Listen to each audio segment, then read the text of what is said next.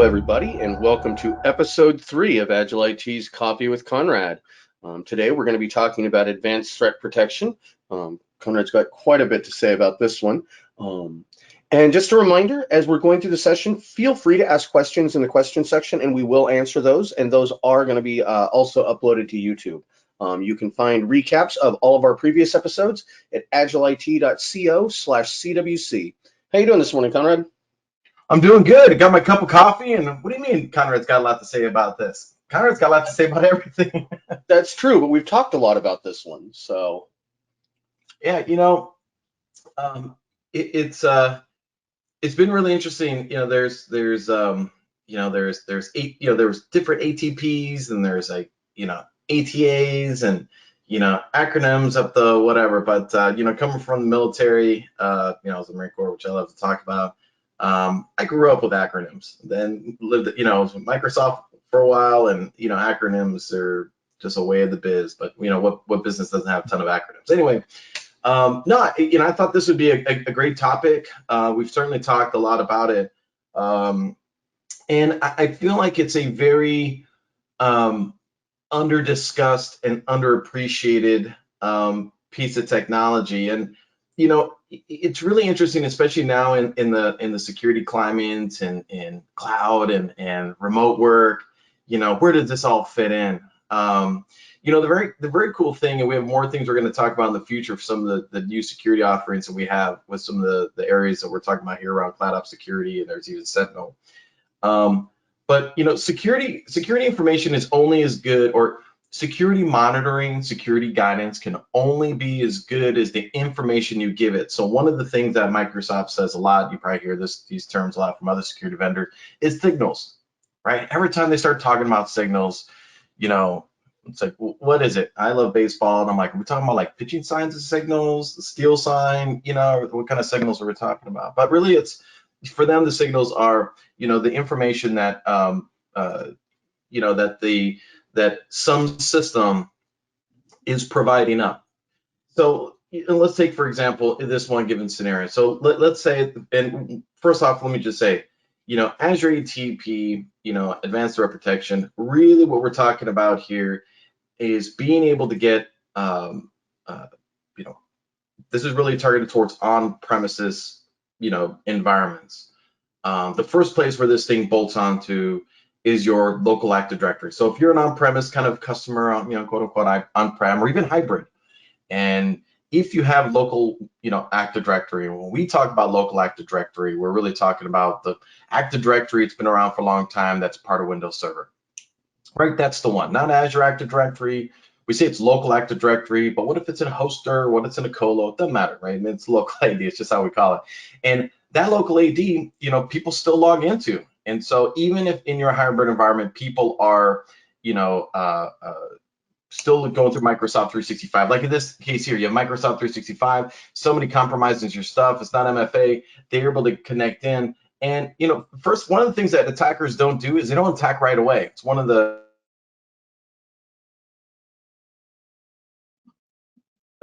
one of the things that people learn, especially those that go through like ransomware, is they'll say, well, I haven't been hit with an attack. Well, hackers don't like telling you that they were there. The more they can sit in there and mine all your data and move it around and do whatever they need to, they'll do it. So they know that if they can get online and hack your account, the second thing is they're going to figure out how to get to your on-prem stuff. And if you're not MFA, and if you're not challenging in the cloud, because you're like, oh, just do Office 365, it's safe enough, or any other service, that you're going to run into the same type of challenge. So now they can actually pivot and actually go on-prem and start to do attacks from there. So the thing here is that there is a lot of information, these signals that are happening in Office 365, and maybe they've done it, on-prem too. Maybe they started on-prem and then went to the cloud. It can go in either one of these directions, but they're hitting different pieces. I'm sorry, some of this text went off the side. So here's the thing: your local Windows Active Directory is really smart at protecting what it needs to, but it's really bad at understanding all the different attacks coming from places, because they just don't see it and they don't aggregate it. It's not what they do. So all of these pieces that are happening, right, from an attacker, from an individual person in your business, whether they're doing the wrong things, or they're trying to do the right things but doing it the wrong way, or some other system scanning it, this is happening in your environment, whether you realize it or not. So what does ATP do? So ATP based, in the first kind of view, the simple version of this is have an agent that's running on the domain controller or on one of the VM hosts that's watching all those ports, and it's gathering information. It's keeping an eye out for this level of detail, and it's sending those signals, those definitions of like, hey, these things are happening into Azure. Right, so it's going into Azure and saying like, hey, this is really interesting. Like Conrad all of a sudden is logging in from 5 different computers, doing lots of scans, and something that's just whatever the right pattern is. Now the agent doesn't know. Windows Server domain controller doesn't know either. So it's just like doing what it's supposed to. Oh, it's authenticated. I'm satisfying the response over and over and over and over, thousands of times again. But these signals is what gets sent out to Azure. And then in Azure ATP, it collects that and say, well, that's weird. Like Conrad's doing all of that right now on-prem, but he just logged on in a way that I think is okay, because I've been watching him for the last few months, and AI is happening. But he's logged in from, he's working remote at home, and this just seems like it's not correct. So because Azure is able to collect the information, both how people sign on through Azure Active Directory, the same identity, as well as these accounts that are logging in on-prem, even service accounts. So it doesn't have to be like, oh, does it have to be a user that's also in Azure AD? No, it's seeing that traffic and making some decisions on patterns, and then it fires that signal up. Now ATP is watching, detecting, and can have some rules that says, hey, I need to notify somebody because this is not right.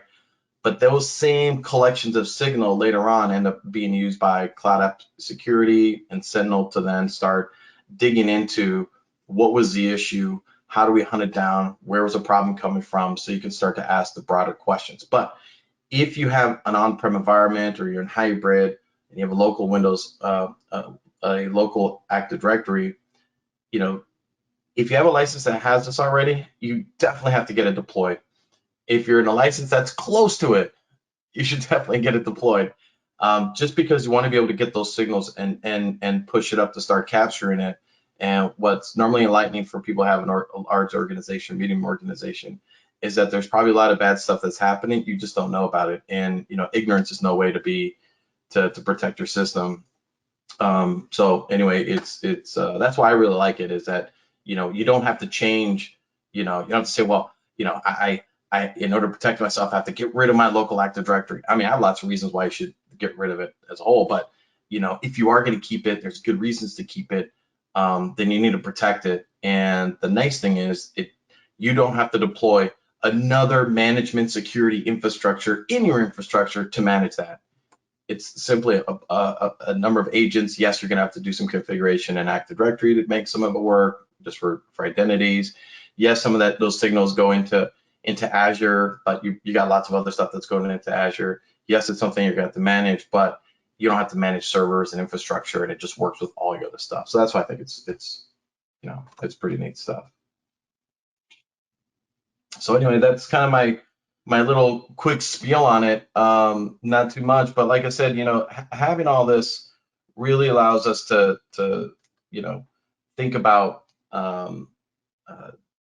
again, adding multiple layers. I mean, everybody knows that in the security world, there is no one thing that solves all the problems. It's a multi-dimensional, it is layers upon layers and upon layers that you want to configure. The really nice thing that I like with what's happened on the Microsoft side, though, is all of these technologies really are working well with one another. And so it's not like you did this and then there's like a wasteland of incapability for the next piece. So they've really done a good job of rounding that out. So again, if you have a local Active Directory environment, and especially if you're already using Microsoft 365, like if you have Microsoft 365 E5, or EMS E5, I believe, there really should be nothing holding you back from deploying this. Like absolutely nothing. I mean, if you're licensed for it and you have a local Active Directory, you 1000% should do this. 1000%. Why would you not get that extra information and intelligence? Because your license also includes Cloud App Security. So these things just blend with one another. So it makes no sense not to do it, and to wait longer on it is, you know, I don't know. I don't A know why waste you of would money. want to wait. So have I made that point enough? Like, you absolutely do it. You need to do it now, and we can help if you need to, but you got to do it. Anyway, that's my thing. So I'm ready for questions. Great, thank you, Conrad. Now, Yeah. not a question from our group, but a question that came up on YouTube on one of our earlier videos around Microsoft Defender ATP is somebody was asking if Microsoft has a solution that would defend network attached storage. Would this be suitable for that? Um, it's not really the same thing. But I will say this one thing I did leave off is that with ATP, I talked a lot about local Active Directory, but you can actually tie it to radius connection for VPN. So if you have like a VPN solution, it can watch that. There are some other, I can't remember, but there's some other attachments that it can watch as well. So it's not just that. Um, but yeah, I don't think it's really for storage, but Okay. actually, you know what? It can actually look at like unusual file share activities, and so it can watch some other pieces of it that you can wire it up with it. We don't normally do that one out of the box for some of it, but it can do some. Okay. And then you were talking about signals and having done a couple of tech talks with Matt. Now, not only are they collecting signals from your environment, they're comparing it to signals across all of the Microsoft environments, correct? And that's how they Yeah. recognize where there's dangerous activity. Well, that's right. I mean, it's not just that, I mean, again, it's the what you get at scale, around, it is when Azure ATP is watching what's happening in your environment, it's also learning and viewing attacks that might be similar someplace else. So if Right. it starts to detect the pattern that's in the customer's environment, it'll say like, hey man, that has that same kind of footprint and attack sequence that we saw, at 200 other organizations this last month. So it can start to detect that and break that down earlier. The nice thing where this works together with like Defender ATP is that they all kind of end up working together. They start to see those patterns and start to break them down as a whole. So yeah, there's things that Defender ATP, can give you. Actually, I'll show you. Let's see, I can show this because it's kind of a nice little graphic. This part here. So it is this. So an attack can come from multiple directions, all from the same one or multiple locations. And so this can by getting by having the different ATPs all starting to work together, and even now this is starting to get banded together, kind of into one unified approach. There's lots of ways to kind of protect your content, see what content is being exploited, identify this kind of identity attacks or other kind of exploits that's happening. So when you have kind of the right license to all this, I mean, this is a thing that so our coffee talk is, a lot of this technology has been around for decades. Okay, like let's be honest, right? Some of the stuff's been around for decades. However, very few people could afford it because you needed not just the hardware, like you had to buy more actual pieces of metal to put in your office someplace. Then you had to buy all the software, and then you had to try to integrate it with all of them, which they didn't. And then you had to hire people to actually learn how to go do the right hardware at the right place.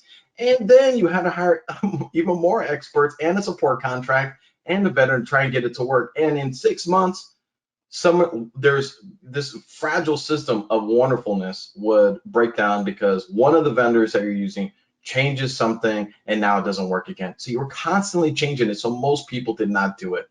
What's so different right now is that the accessibility of all of these things, and not just the accessibility to the security services that are provided to you, but the fact that there's commonality, through kind of cloud scalable Microsoft's doing that allows to apply to all of these other customers. So you're not just getting a great license to do what's good for you, but you're getting the intelligence and the benefit of others that have been attacked and this learning the sequence that's happening and what they go do. So just the accessibility, the connectivity to work with all the things you're doing today, and leverage the learning that this thing has from everybody else, it's just fantastic. So again, it's been around for a long time, but like it really has hit, accessibility and maturation to the market. So, great, thank you, Conrad. Again, just a reminder, you can ask questions in that question panel. I'm not seeing anything else coming in. Let's see. Yeah, I'm not seeing anything else, so I think we can go ahead and end this one, Conrad. Did you have anything else you wanted to add? No, except for I can't wait to talk through another coffee talk about cloud app security and a couple of these other topics. But I'd love to hear from YouTube or anywhere else of other specific topics. Whether it's remote work, security, we're going to do some teamwork stuff, or any other kind of crazy idea that somebody wants to pop up. But no, I think these are great.